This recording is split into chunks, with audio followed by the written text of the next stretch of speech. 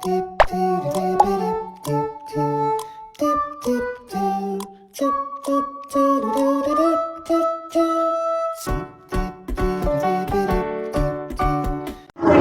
nama saya Pelita Beruginting, NPM saya 2315010184 dari semester 4. Di sini saya akan menjelaskan tentang sejarah perkembangan kurikulum di Indonesia. Mulai dari kurikulum 1947, rencana pelajaran. Konteks baru merdeka 1945, sistem pendidikan masih dipengaruhi Belanda dan Jepang. Ciri utamanya yaitu fokus pada pendidikan watak dan semangat kebangsaan.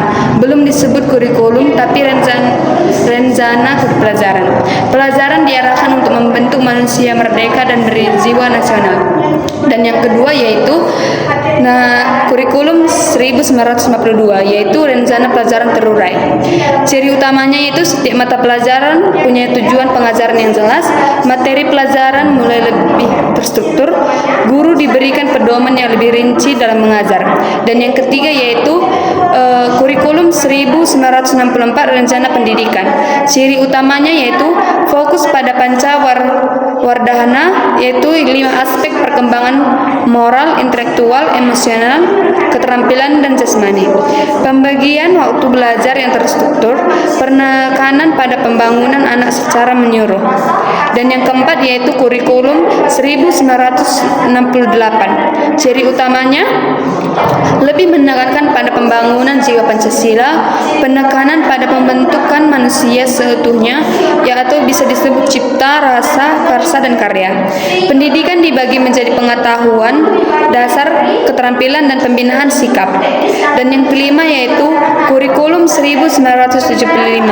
Ciri utamanya yaitu mulai menggunakan pendekatan tujuan instruksional umum atau TIU, dan tujuan instruksional khusus atau TIK.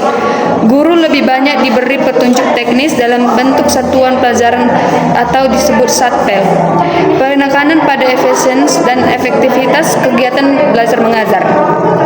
Dan yang keenam yaitu kurikulum 1984, kurikulum CBSA atau cara belajar siswa aktif.